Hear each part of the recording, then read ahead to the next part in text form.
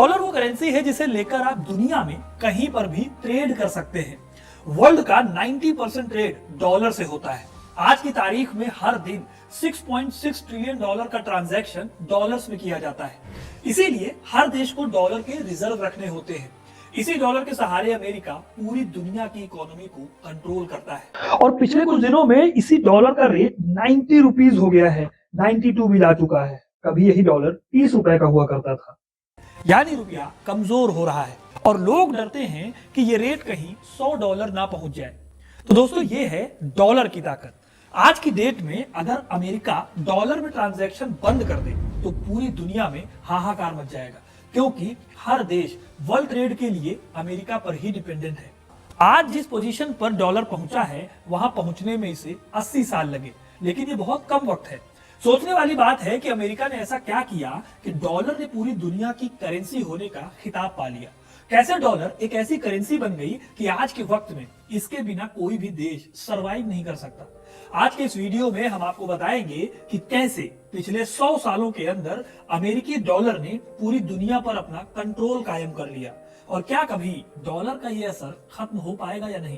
तो वीडियो को अंत तक जरूर देखिएगा, क्योंकि अपना इतिहास नहीं जानोगे तो खुद को कैसे पहचानोगे। वीडियो में आगे बढ़ने से पहले अपनी फिटनेस को इंश्योर करने के लिए और स्टाइलिश लगने के लिए आप ये वॉच ट्राई कर सकते हो। शॉप नॉट पर लिंक है, क्लिक करके जरूर चेकआउट करें।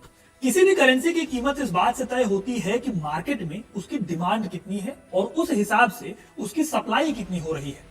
जिस देश की करेंसी की डिमांड कम होगी उसकी कीमत भी कम हो जाती है, और जिसकी डिमांड होती है ज्यादा उसकी कीमत ज्यादा होती चली जाती है। और डॉलर की डिमांड बहुत ज्यादा है, इसीलिए आज के टाइम पर असली खजाना डॉलर है। जिस देश के पास जितने ज्यादा डॉलर्स का रिजर्व होता है उस देश को ट्रेड करने में उतनी ही आसानी रहती है, लेकिन हमेशा से ऐसा नहीं था। एक वक्त था जब दुनिया में एक्सचेंज का ये काम सोने से होता था। पिछले कुछ सालों में ही ये सिचुएशन बदली है। आज भारत की करेंसी भले ही आपको अमेरिका के मुकाबले कमजोर दिखती हो, लेकिन पिछले 2000 सालों की आर्थिक और व्यापारिक इतिहास को अगर आप उठाएं तो पता चलेगा कि 19वीं सदी तक भारत और चीन ही दो देश थे जिनके इर्द गिर्द दुनिया की इकोनॉमी घूमती थी। 19वीं सदी की शुरुआत तक भारत का ग्लोबल जीडीपी में शेयर 23% था और दुनिया के देश चाइना और भारत से इंपोर्ट करते थे। लेकिन 18वीं सदी के आखिर तक आते आते ब्रिटेन ने एशिया, अफ्रीका और अमेरिका के कई देशों को अपना गुलाम बना लिया। जैसे जैसे ब्रिटेन की सत्ता आगे बढ़ी, इसकी करेंसी यानी पाउंड स्टर्लिंग की ताकत भी बढ़ती रही और ये करेंसी ट्रेड और एक्सचेंज की करेंसी बन गई। जल्दी ही भारत और चीन की तरह इन देशों को गुलाम बनाने वाले ब्रिटेन के इर्द गिर्द दुनिया की इकोनॉमी घूमने लगी। ब्रिटिश एम्पायर के पीक टाइम पर ब्रिटेन की करेंसी पाउंड स्टर्लिंग से दुनिया का 60% ट्रेड होता था। ब्रिटेन ये सब हासिल कर रहा था इंडस्ट्रियलाइजेशन के जरिए। जब तरह तरह की इंडस्ट्रीज ब्रिटेन में स्टैब्लिश हुई और उनसे बनने वाले प्रोडक्ट्स को ब्रिटेन ने अपने गुलाम देशों में बेचना शुरू किया तो उसकी इकोनॉमी बढ़ती चली गई। इस तरह से ब्रिटेन ने आधी दुनिया की अर्थव्यवस्था को अपने हाथों में ले लिया। करीब 100 सालों तक ये सिलसिला चलता रहा, लेकिन फिर एक झटके में ये पूरी अर्थव्यवस्था चरमराने लगी। वजह थी पहला विश्व युद्ध। 1914 में जब पहला विश्व युद्ध शुरू हुआ तब ब्रिटेन के ऊपर सिर्फ 0.5 बिलियन पाउंड का कर्ज था, लेकिन 1920 आते आते ब्रिटेन के हाथ पांव फूल गए, क्योंकि यह कर्ज 14 गुना बढ़कर 7.8 बिलियन पाउंड पहुंच गया। ब्रिटेन की पूरी जीडीपी का ये 25% बैठता था। यह सिचुएशन सिर्फ ब्रिटेन के साथ नहीं थी, बल्कि दुनिया के बाकी देशों के साथ भी थी जो कि वर्ल्ड वॉर में हिस्सा ले रहे थे। पहले वर्ल्ड वॉर में जमकर हथियार बनाए गए, बहुत बड़ी मात्रा में देशों ने इंपोर्ट किया और पानी की तरह पैसा बहाया, जिससे उनकी इकोनॉमी तबाही के मुकाम पर पहुंच गई। इस तरह से इन देशों की इकोनॉमी तबाही के मुहाने पर खड़ी हो गई। ब्रिटेन के गोल्ड रिजर्व खत्म होने की कगार पर थे, यानी कि उसकी ग्लोबल करेंसी की वैल्यू खत्म हो चुकी थी। लेकिन इस जंग में एक देश था जो समझदार निकला। यह देश था अमेरिका। अमेरिका ने पहले वर्ल्ड वॉर में काफी टाइम तक हिस्सा ही नहीं लिया था। वो युद्ध में बहुत देर से शामिल हुआ, लेकिन इस जंग से वो काफी पहले से जुड़ा हुआ था। वो उन देशों को हथियार और रसद जैसी जरूरी चीजें बेच रहा था जो कि युद्ध लड़ रहे थे। अब जाहिर है कि अमेरिका का ट्रेड बढ़ रहा था और ट्रेड के साथ साथ बढ़ रही थी अमेरिका की डॉलर करेंसी, जो दुनिया के देशों में घूमने लगी थी। धीरे धीरे अमेरिका के डॉलर ने वर्ल्ड ट्रेड में अपनी पकड़ बनानी शुरू कर दी। ब्रिटेन भले ही पहला विश्व युद्ध जीत गया था, लेकिन दुनिया पर उसकी पकड़ खत्म हो गई थी। अमेरिका को पहला वर्ल्ड वॉर शुरू होते होते ये बात भी समझ में आ गई थी कि उसके पास पूरा मौका है दुनिया की इकोनॉमी पर अपना कंट्रोल बनाने का। लेकिन इस काम के लिए भी अमेरिका में सुधार करने जरूरी थे, क्योंकि अमेरिका में अभी तक कोई सेंट्रल बैंक नहीं था। ट्रेड को लेकर कई सारे बैन्स थे या सैंक्शंस थे। इस वजह से अमेरिका दुनिया से कटा कटा रहता था। लेकिन पहले वर्ल्ड वॉर के बाद अमेरिका ने ऐसे अपनी इमेज बदली कि सब देखते रह गए। अमेरिका ने अपने ट्रेड रिस्ट्रिक्शंस को कम किया, सेंट्रल बैंक बनवाए, ट्रेड को और ज्यादा बढ़ाने के लिए गोल्ड रिजर्व्स को तैयार किया और अपनी इकोनॉमिक कंडीशन को और अच्छा कर लिया। इस तरह अमेरिका, जिसे यूरोप के देशों ने कभी अपना गुलाम बनाया था, वही अमेरिका यूरोप के देशों के लिए मसीहा बनकर आगे आया। फिर जब दूसरा वर्ल्ड वॉर शुरू हुआ तो अमेरिका ने फिर से वही तरीका अपनाया। पूरी दुनिया को अपने यहाँ के हथियार बेचो और दूसरे देशों के झगड़े का फायदा उठाते रहो। अमेरिका ने इस दौरान लोन और एक्सपोर्ट की बदौलत 22,000 टन सोना इकट्ठा कर लिया। ये पूरी दुनिया के गोल्ड रिजर्व का 70% था। दूसरे वर्ल्ड वॉर ने पूरी दुनिया के इकोनॉमिक स्ट्रक्चर को बिगाड़ कर रख दिया था।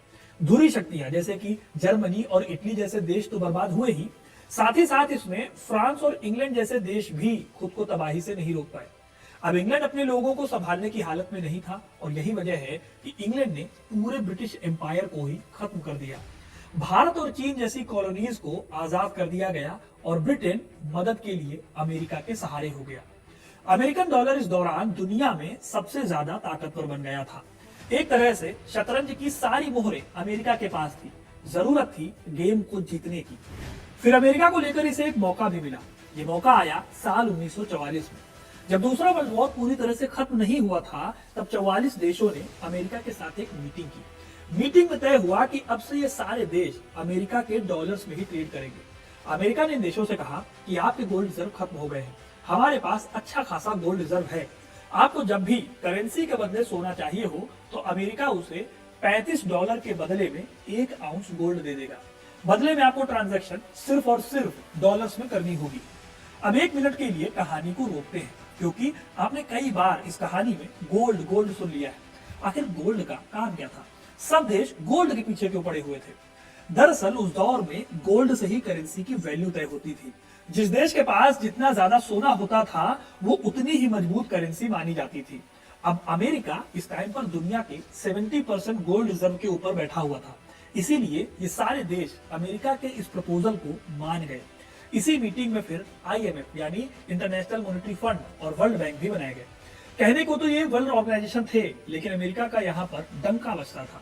अमेरिका ने इसी मीटिंग में शर्त भी रखी कि सभी देशों को डॉलर में ही लोन दिया जाएगा और इन लोन को चुकाना भी डॉलर में ही होगा।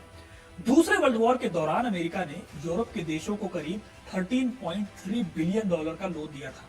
इस लोन को लेकर भी शर्त यही थी कि ये देश अमेरिका से ही अपनी जरूरत वाली चीजें खरीदेंगे। इस तरह से अमेरिका का डॉलर अब दुनिया के हर देश में पहुंच चुका था। कोई भी देश इसकी हेजेमनी को चैलेंज नहीं कर सकता था। जल्दी ही हालत ये हो गई कि किसी और देश के साथ आप ट्रेड ही नहीं कर सकते थे अगर आपके पास डॉलर नहीं है या डॉलर बहुत कम है। अमेरिका ने जितना मजबूत अपनी बैंकिंग को किया, उतना मजबूत बैंकिंग सिस्टम किसी और देश का था ही नहीं। अमेरिका ने हर वो तरीका ढूंढा जिससे कि उसके डॉलर को कोई चैलेंज ही ना कर सके। इसके लिए अमेरिका ने तेल को भी अपना हथियार बनाया। देखिए, अमेरिका और यूरोप के कुछ ही देश थे जिनके पास क्रूड ऑयल ढूंढने की टेक्नोलॉजी थी। फिर क्या था, अमेरिकी कंपनीज ने अरब देशों में जा जाकर तेल के कुएं ढूंढने शुरू किए। ये काम बहुत पहले से हो रहा था। 1938 में सऊदी अरब में तेल मिल चुका था, इसलिए वर्ल्ड वॉर के बाद अरब के देशों में तेल ढूंढने में और भी ज्यादा तेजी आई। ये वो दौर था जब देश की तरक्की के लिए इंडस्ट्रीज चाहिए होती थी और इंडस्ट्रीज को चलाने के लिए फ्यूल के तौर पर क्रूड ऑयल की जरूरत होती थी, यानी कच्चे तेल की जरूरत होती थी। सोचकर देखिए कि आज भी इंडिया 80% क्रूड ऑयल इंपोर्ट करता है, तो उस दौर में तेल की क्या वैल्यू होती रही होगी। खैर, अमेरिका ने तेल के लिए सऊदी को सपोर्ट किया। अमेरिका ने कहा कि हम आपको टेक्नोलॉजी भी देंगे और इसके लिए सिक्योरिटी भी देंगे, लेकिन बदले में एक ही शर्त है कि आप अगर किसी भी देश के साथ ऑयल का ट्रेड करेंगे तो सिर्फ और सिर्फ डॉलर में करेंगे। सऊदी उनकी शर्त को मान गया और अमेरिका की निकल पड़ी। अब बस अमेरिका को इस बात का ध्यान रखना था कि वर्ल्ड मार्केट में गोल्ड का प्राइस बहुत ज्यादा ऊपर या नीचे ना हो। अमेरिका 1 आउंस के बदले में जो $35 दे रहा था उसमें कोई कमी ना आए बस। इसके लिए अमेरिका ने 8 देशों को मिलाकर एक ग्रुप बनाया। इस ग्रुप की मदद से ये गोल्ड प्राइसेस को कंट्रोल करता था। एग्जाम्पल के लिए अगर ज्यादा गोल्ड आ गया मार्केट में तो ये देश उस सोने को खरीद लेते थे और सोने की डिमांड अगर कम हो जाती थी तो सप्लाई को बढ़ा देते थे। इसके साथ ही अमेरिका ने अपने गोल्ड रिजर्व से ज्यादा करेंसी भी छापनी शुरू कर दी थी। अमेरिका को लगने लगा था कि एक साथ सारे देश उससे सोना मांगने आएंगे नहीं, इसलिए उन्हें डरने की कोई जरूरत नहीं है। लेकिन फिर 1967 आते आते सिचुएशन टफ हो जाती है। जो देश सोने की कीमत को मैनेज कर रहे थे उन्हें इस काम से बहुत ज्यादा घाटा होने लगा था।